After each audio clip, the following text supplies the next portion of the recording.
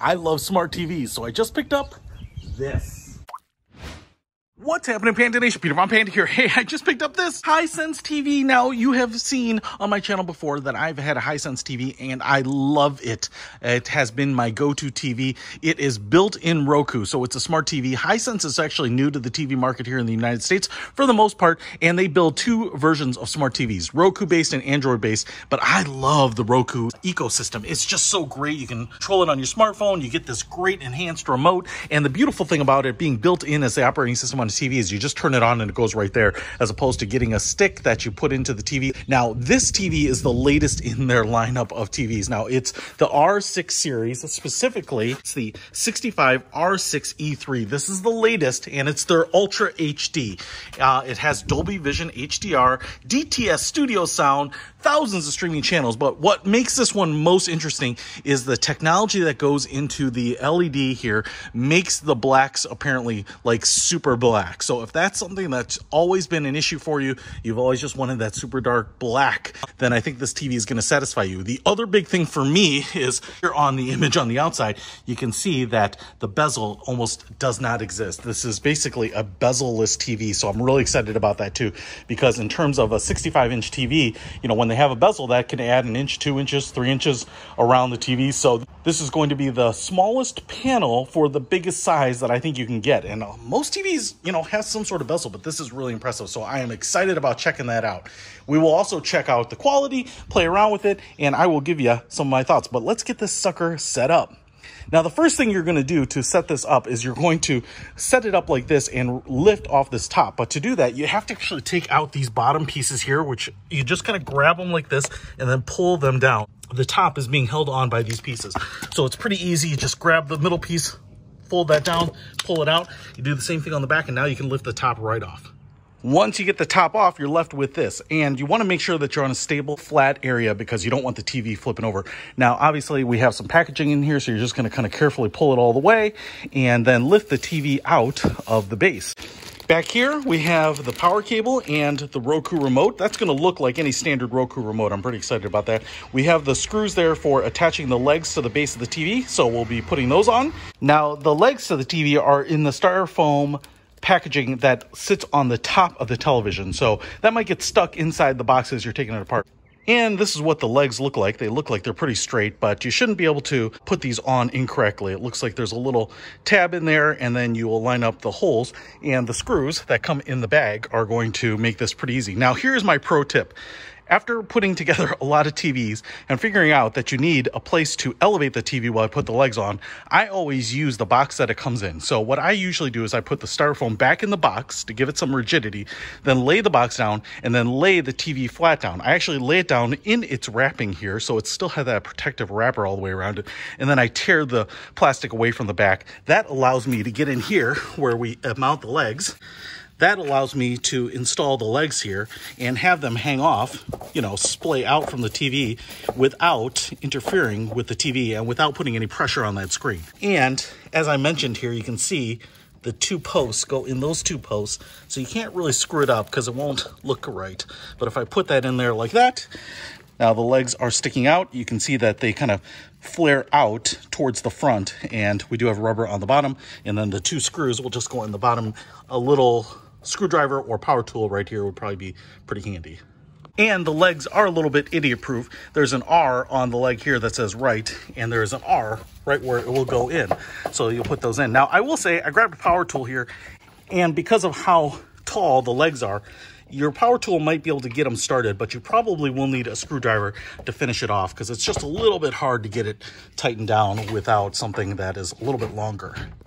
All right, and as I'm setting it up here, I just want to give you a little tour of the inputs on the back. So this is on the right side of the TV, or left side if you're looking at it from the screen. So we have a coax here for antenna and cable. We have a reset button, a headphone jack, 3.5 millimeter.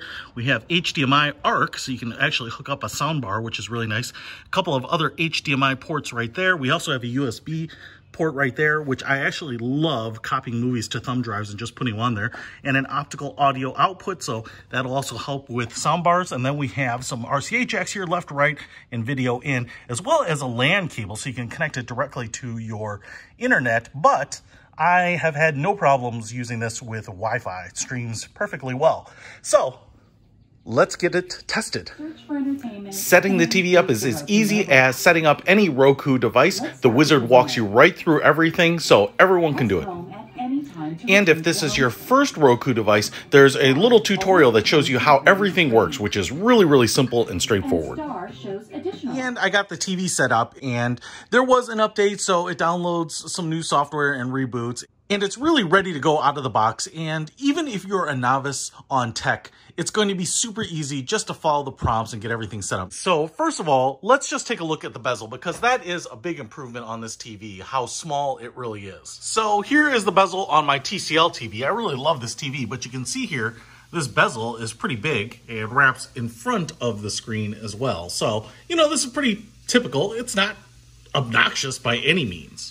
But now look at the bezel on this Hisense. Obviously the frame itself, it's so thin. I mean, you can see my fingernail there. Now, obviously the glass kind of floats inside of that, and there is a little bit of a border there. But this overall is much smaller in terms of bezel than my TCL, which is really awesome. I mean, just when you back up from this thing, it looks great because there's so much screen versus kind of that extra mass that you get around on the bezel. And then if we just take a look at the hardware, I know this is not something that you'll look at, but there's this little kind of glossy black strip along the bottom. It's just great. The sensor for the remote is right down there. It's kind of this little clear polycarbonate, flashes when you use it. And it says Roku TV down here in the corner. And I will tell you that this screen is fantastic. So let me give you some demonstrations. Now, I use Sling, Prime Video, Netflix, those types of things, so it was easy to set up there. I also set up live TV, so I went ahead and connected a little panel antenna. I've done reviews on those, put it behind there, and did the search for over-the-air TV, and that worked great. So I want to do the video demonstration here in YouTube because I know that they have 4K content. For whatever reason, this high school dance battle never gets me in trouble with copyright, so we're going to go ahead and hit play. I will tell you that I'm pretty impressed. If you just look at the detail here, and the motion is just nice and smooth. It's so sharp. I mean, the dark colors are fantastic. And just, I mean, if you look at the detail, that's the 4K benefit here. I'm just way up on the TV if I go back here. I will also say that the audio quality is quite good. So I have it turned down, but if I turn it up,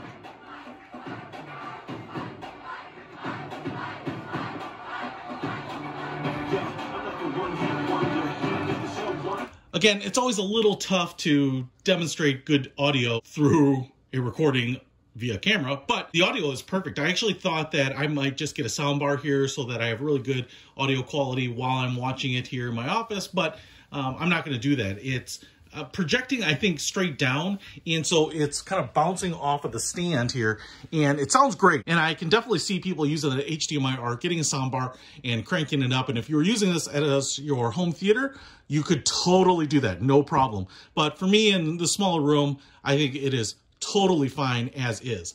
So I've gone ahead and hit pause here because I noticed that this girl is wearing a black dress, and I just want to go in on that and just show you, you know, here's my hand, and the black looks great. I mean, it is dark and not illuminated. And obviously there's some light bouncing off of that dress in the shot, but man, you know, the deep blacks in this are no joke. That is definitely as good a black as I've ever seen on any of my TVs, and you know, I've got some pretty good ones. All right, I want to show you another great benefit of this is that USB drive should play videos and show photos that you might have on a flash drive. So all we're going to do is go ahead and plug this flash drive in. And it always seems to discover it. And so it's asking me to launch the USB media. Yes, I would like to launch it, please. And it goes into this Roku media player. And I just put a video on here, one of my YouTube videos, the Blue Harbor Resort.